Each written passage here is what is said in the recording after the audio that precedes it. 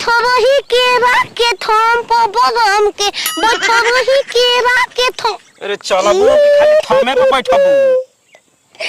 तो भाई के बता को थम पर बैठबा रे सवतिया।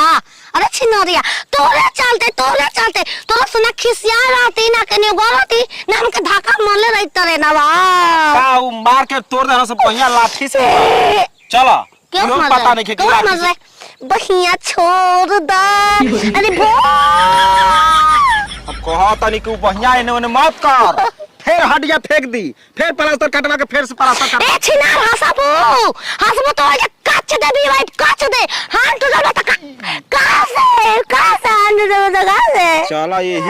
तार दुख ऐसन बा न कि यही आओ तर मैं के इनमें ले लब आओ नहीं आगा पिछवा मेरे हित हो बढ़िया ले ला सा दोला पूछ न रो आगे ने पर माई के दूध पियब छाती के तब तोने के बताब रे बोतल काटी कितना बढ़िया आ गई ये ले पानी पिया के तार माई से अनजान कइले है का ना हो माई न चाचवा के रखले रहे चाचवा के खातिर निमन लागे के चक्कर में ऐसे कोई ले लिया माई हम चल चल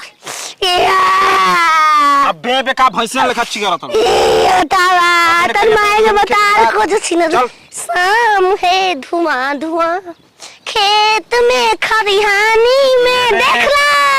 ए मम्मा हो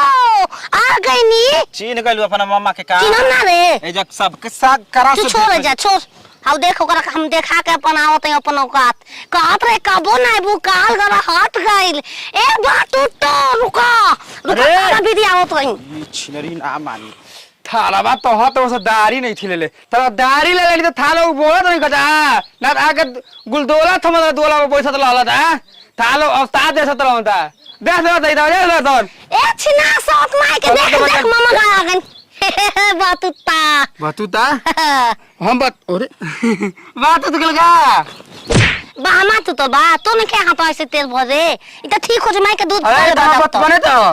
का बकतन के बा हमार तेल ए पता काट ट्रेन में लग गन तो काट वाला रे के दादी तो लेन में हां तब का आ तो बात गेली का रे आई ई पोल बिलल हां पोल बिलल का पोल कुछ भैंस वाला पगड़ी करता फू करता हमरा के देख के देखो दिमाग मत होठ में लगा दिमाग होता है 5 मिनट में ला दे बिलनी बिनली भरे का रे अखिए पर हम हालत तो ले रहा फूला लो ये इतना मुंह में हम तो ना फूल होता ता मत लब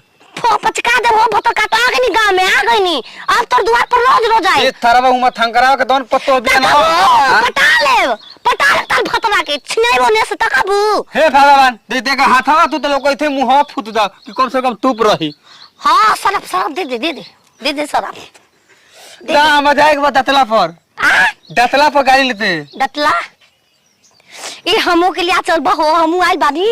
आराम से वेतन में आई करे और हमार तो मैं देश भाई हाँ तर हित कुलाक थनी मेहरान लिया था हमार दाढ़ी छुआ देला देख पर पोर्टिंग बधवावे जाते हम पूछ ले तनी यू मैं ऐसा मिलिए गल बिया चल कैसे धइले तोर घरे तो दो मैदान लाई तोरा मुंह बहा दे चल आज ससुरारी में भाग आए पबाड़ू सास सुते अंगना ससुर जी दुआरे सास सुते अंगना ससुर जी दुआरे गजब सीटी मारे सैया पिछुआरे एकदम मिहिनका चाउर फटक के एक बोरा चाउर अपना लड़की के भेजवाई नतिया के बेटा जब मोटे मोटे चाउर हमार बाची ले घोटा तो यो है मिहिनका चाउर गुटू गुटू खाए वाली परसों दिन फोन कइले रहना पाहुन कतना खुशी बतियाई ना गांव घर का रे गुजारा ना होई साझे जाई बिहाने चलाई 1 साल हो गइल 1 साल आए अरे तारू पेला मोर चरल जवानी कबले लगन लागी तारू पेला मोर चरल जवानी कबले लगन लागी ए राजा जी बाजा बाजी की ना बाजी अरे कैसे ले तारू पाहुन हाय हमर बाची के हाथ कैसे टूटल बेटे? का बताई अपन बाची से पूछी। रहुआ ना बताई हमर बाची बता दी हां। बाची ला तो हम भबरा प कमाई खेर बारू सास के तो बोले में हम तुमको दे दे ना लगे बा दासो खत्म हो गइल बा का? का रे तोहर पैदा करे वाला ई माई है। जन्मदाता ए छिनार बापा जन्म देला तू दे बारू अपन मने 1 घंटा हिलाल तू अकेले बापवे बिया हां बापवे बिया हम जात के हां छी अदर हम के मार देलु लारो भाई तू भी तो मार कटे ना अब रसत बता मार कटे ना आपका खाक भी तोरे का पागल बेनी उतने पहले बंद कर दे। आ गई नहीं देखला आ गई दी हाथवा कैसे रवा टूट तो गइल? जानते बानी हो जाके करे। ये हमरा के गोली खेले में मार दो से गोली आता है प गोली से हाथ टूट जाई उहे गोली बंदूक रहे के हाथ गोइल काम से तोर दमाद लम पराक बरे खात नहीं के चुप। कैसे टूटल? अब जानते बानी रउआ के नहीं खे छोड़त हो जी के छोड़त होई। घर घूमे ले झिंगन बाबा से जाके अजुरा गइल। जानते बानी बूढ़ पुरनिया से मार देन लाठी उठा के टूट गइल बा। बात ये है वो कहत रह के रख थम पर बैठ हम ना बतनी मार दे रह कुछ केहू से कुछ कहता लेकिन कहूं गलती बा हमर बाची के हाथ टूटल बताई। अरे वो बताई नहीं एक बार फोन करके अब का अरे नहीं गोरी ना खेले गाय लखे दिले ला बकरी में लड़ गई दी तरे नहीं आगल बीच में छिनार कूले के हाल हो गई रास्ता में कहते घटना गाय लखे अपना बकरी से टकर ले ला तो पिछुना करो तू ट्रेन से कैसा पूछना जी बज भात संग जुगनी हो रखा बस मच्छर भइल बारू उधिया गइलू अब ते टरनवा के। काहे मच्छर कम बनी मच्छर का मतलब खून ना चो सब रारी है यार मच्छर ला अरे बोल बे रे